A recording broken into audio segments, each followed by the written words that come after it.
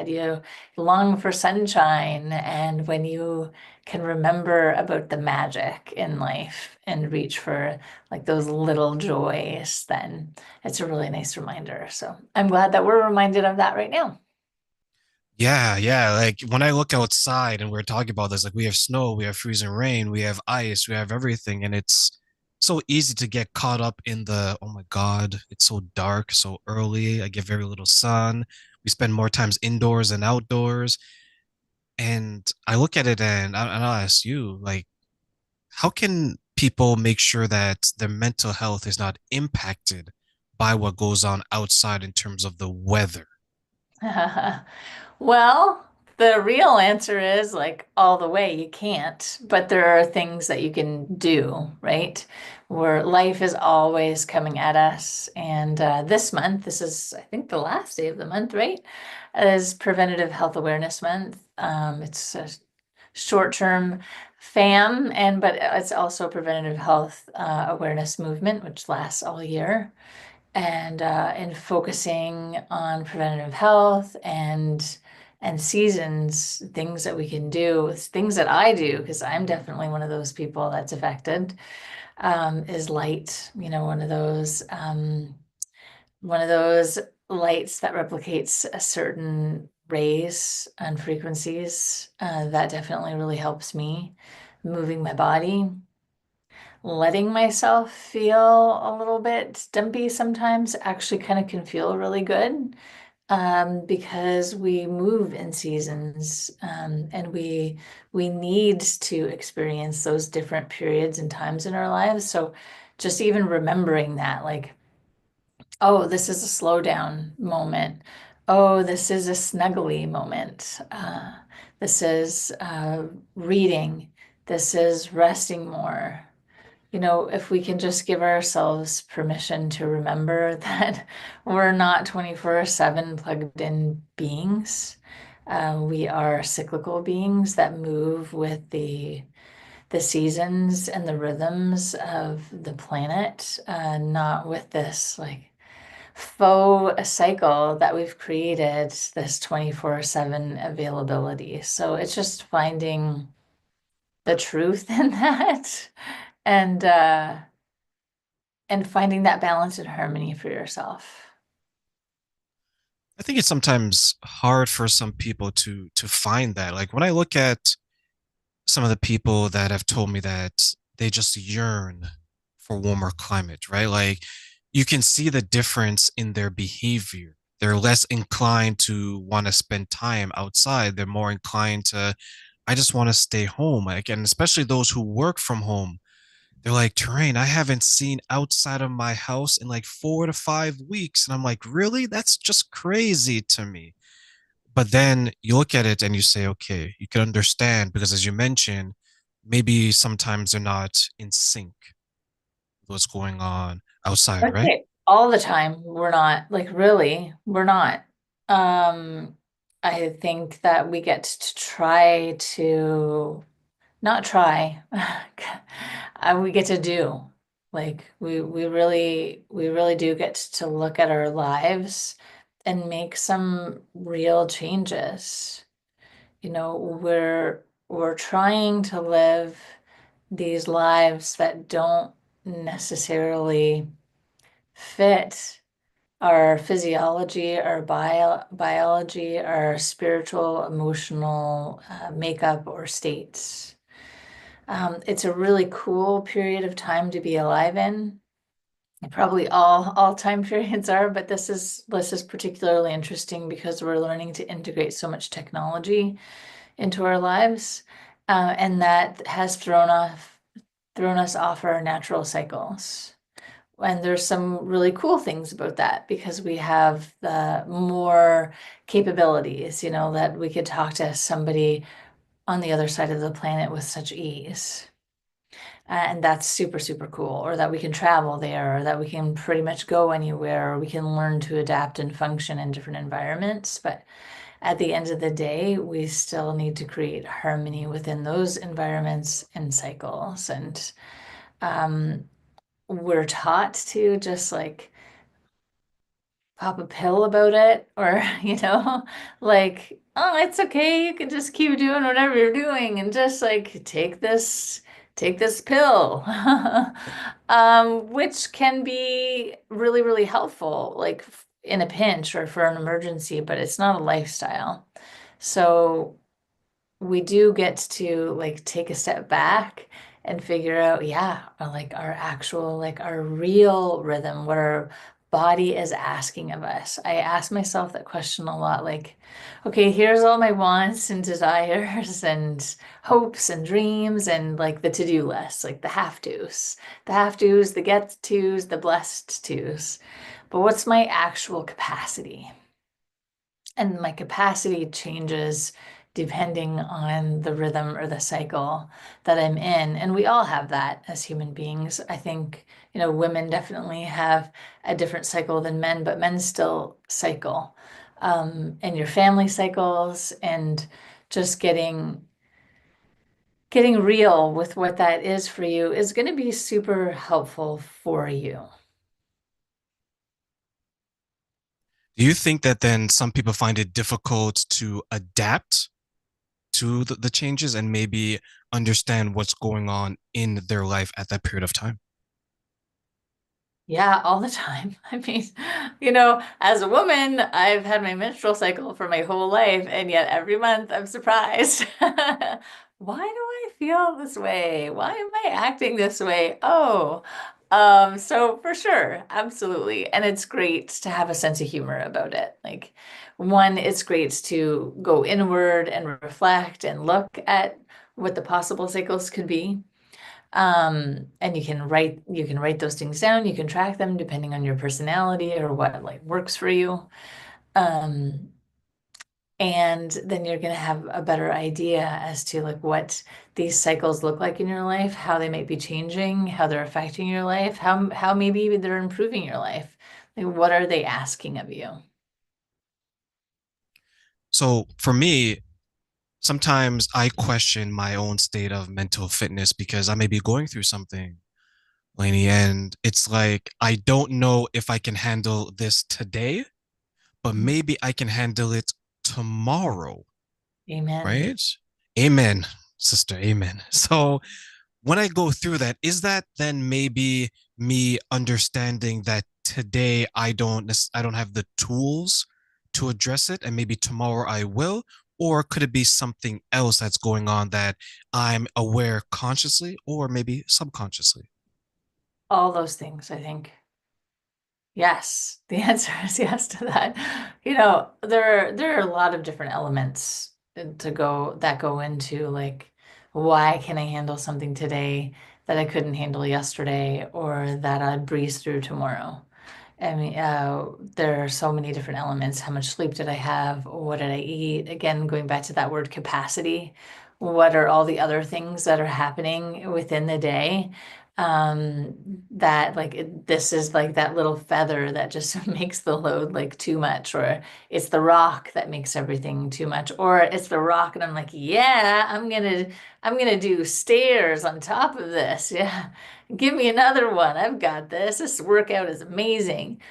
It really, to me, cycles and capacity have a lot to do with that. And it's okay. I mean, it's okay. I think that we all need to know that and to hear that, regardless of like how many tools that I have, how much education I have, how much I practice. I still have those days, where it's too much, where I can't handle it, where I don't want to, where I have a temper tantrum, like whatever that looks like. Or, like I don't even want to go on. Like, what's the point? Those are real things that happen to all human beings, and it's okay. Someone once told me that they spoke to someone who was going through something like you described, right? Like they're trying to find out, do I have the capacity for this? And one of the struggles that they realize is that speaking to this person, it came to light that causing bodily harm was becoming an option for them to cope with this. So it reached a point where they were starting to have thoughts of self harming, thoughts of self-deletion, and it was going that far.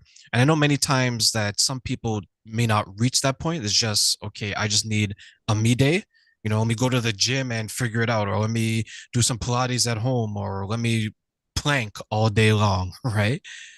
Right. But for the people, since we're talking about like preventative health, for the people who have big swings then, day to day, week to week, month to month, how can we help them to soothe that or Yeah. maybe handle it in a more healthier way?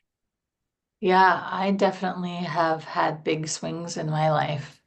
I can resonate and empathize with that because sometimes the swing just feels like it's not going to swing back.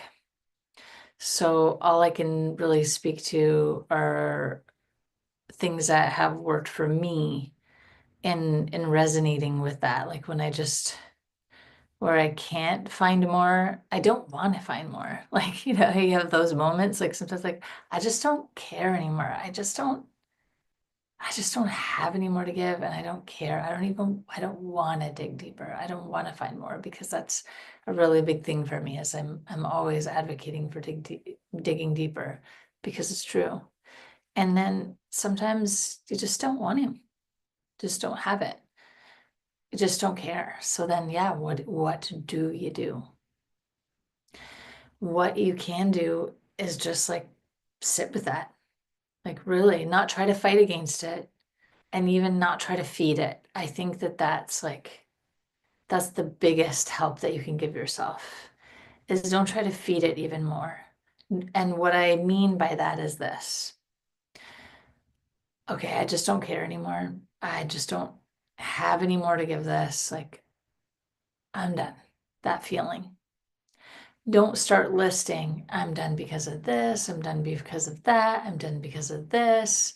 Just sit with, yeah, I don't have any more and I'm done. And just let yourself actually acknowledge that feeling. Because what we do with these feelings is we either ignore them, push them away, or feed them. We don't typically ever just sit with them and allow ourselves to feel it so that we can process it. You're having those feelings for a lot of reasons. Like sometimes the list can feel really, really long. Um, and you think that it feels good to make yourself right about it.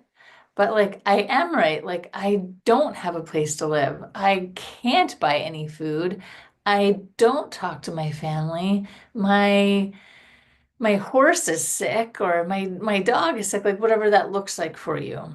Like, but I do have this list of things. Great, of course. Yeah, like there are reasons, there are lists that get us to those places that are real. And acknowledging that is good. Like trying to pretend like that isn't there actually doesn't help. And then the healthiest thing is like, well, how did I contribute to this? But there are some times that like you really just don't feel like you did. Like you can't even get there. Like that's not the right step. Like, how did I contribute to this? I didn't.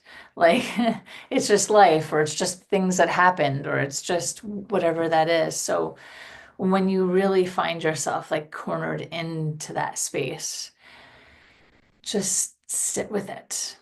Just sit with it. And if you find yourself feeding it, just say to yourself, I'm not going to feed it because I feeding it doesn't do anything. It doesn't help me. It doesn't make me feel any better. It doesn't give me a solution. But I am just going to sit with this and just let myself feel. I can do that. I can do that. And then just breathe. And then if you can get there, I bet, I bet that you'll feel like even just like a little bit better. And when we're really in that corner, a little bit better can be the life-saving thing.